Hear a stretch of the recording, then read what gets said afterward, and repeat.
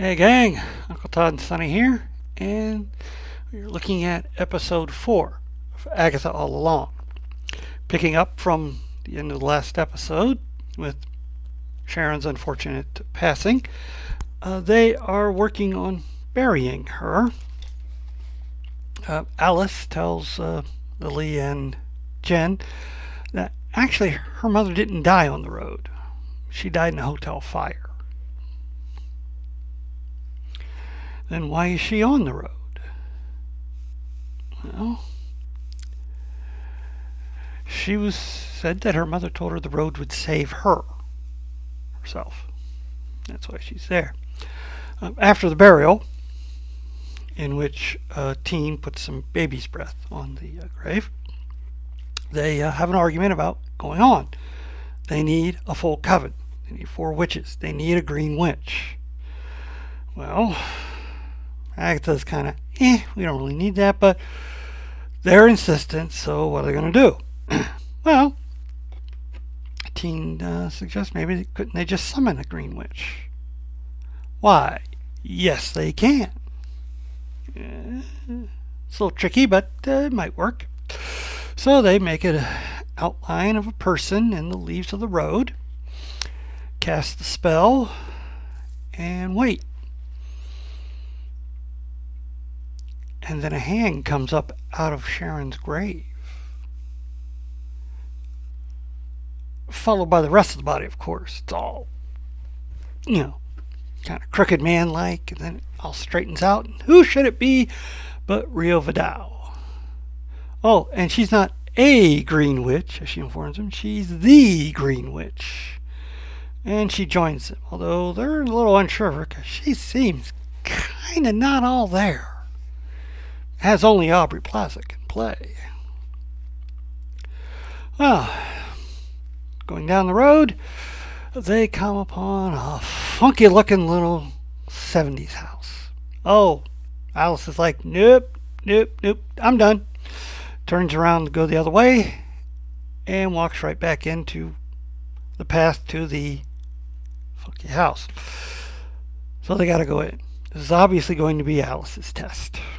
Once inside, it's got a whole psychedelic look about it, and everybody is wearing really cool, groovy 70s clothes.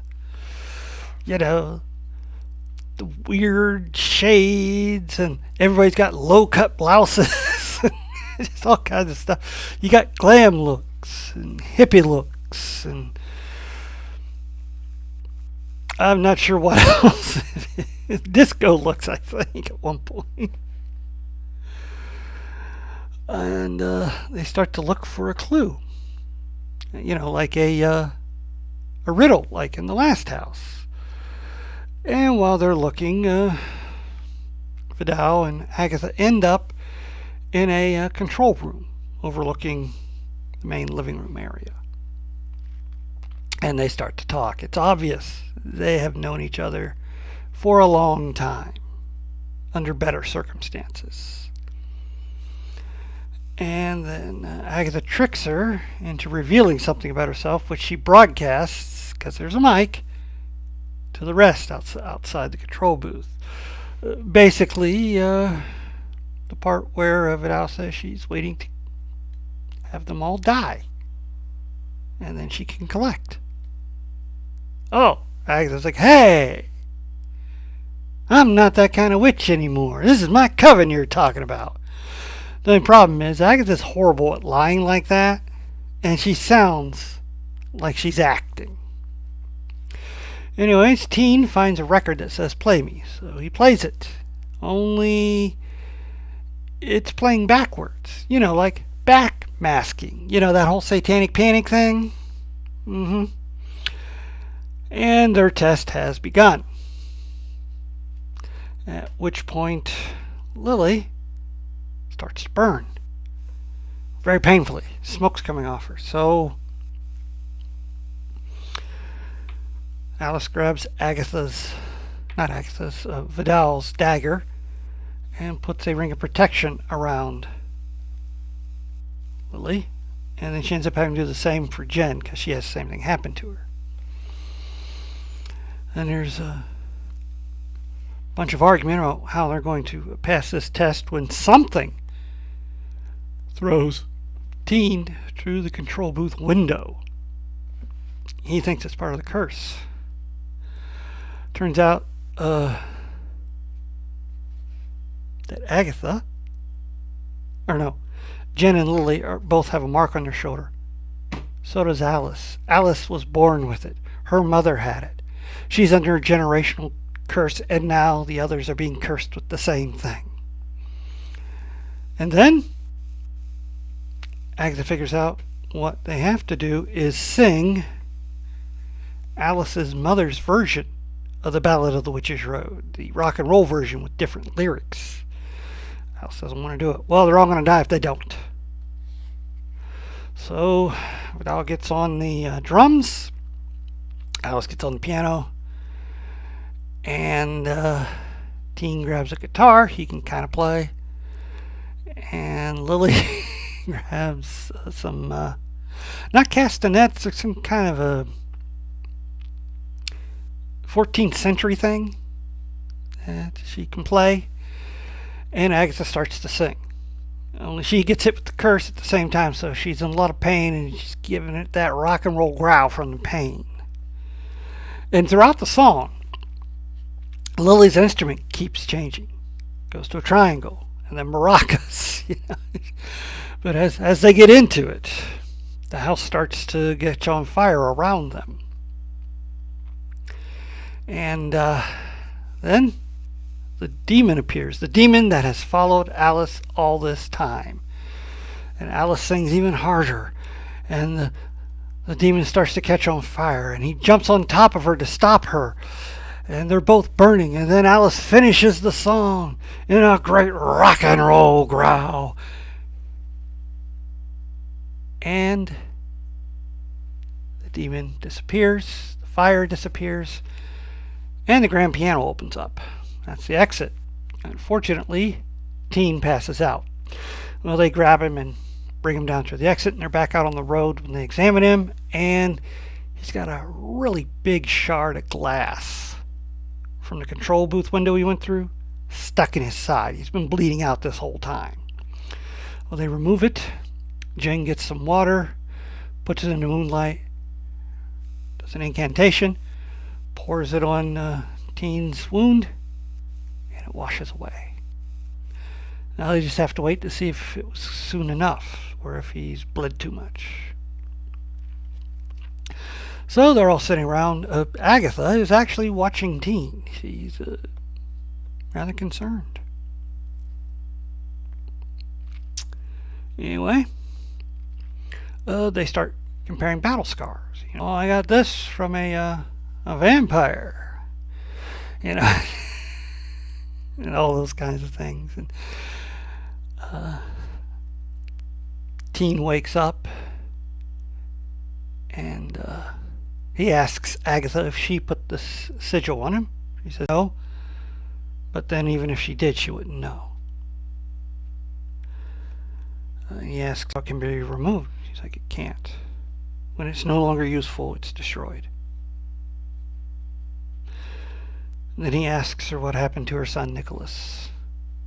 She doesn't answer. She just gets angry and walks away to the group, where she shows her battle scar on her elbow. It's from the Sisters of Liberty. Never heard of them. Exactly.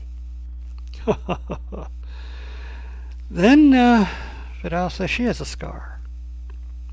It's not a physical one. It's an emotional one. She betrayed the one person she cared about more than anyone in the world. But it was her job, and she had to do it. This causes Agatha to walk off again. Vidal follows her. And they hug.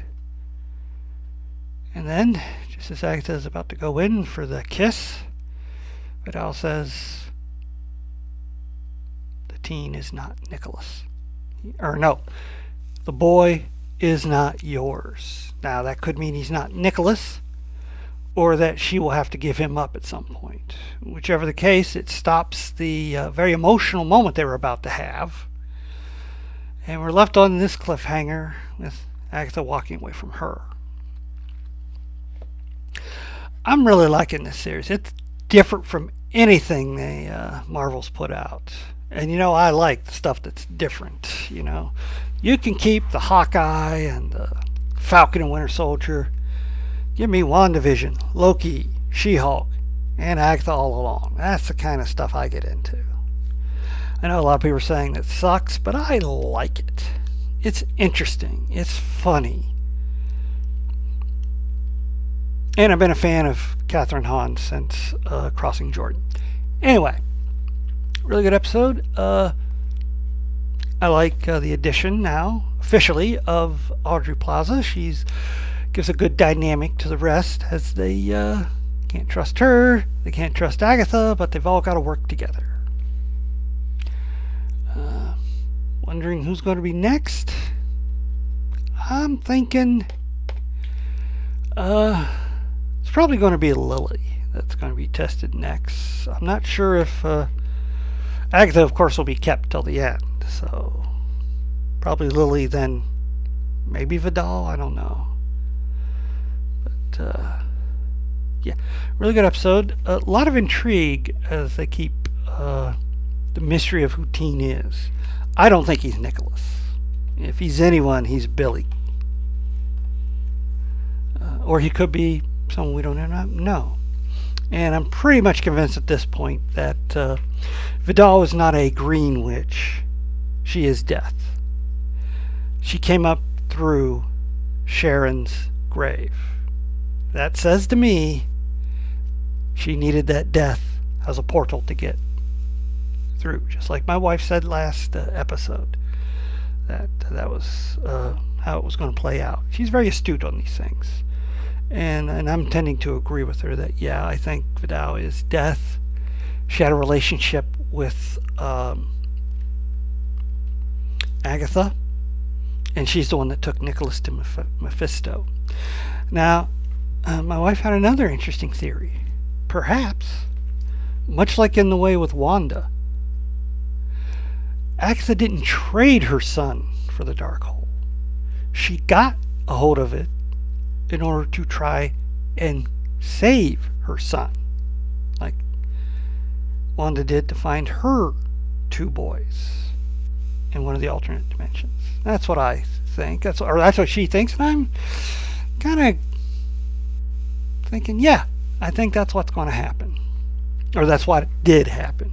And I think this is really a redemption arc for for Agatha, and so that she will eventually become the nanny for Franklin Reed, like she was in the Fantastic Four.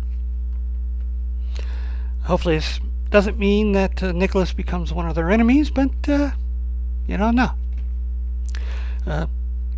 Okay, somebody needs to be fed, and if I don't, they're going to feed on me. So,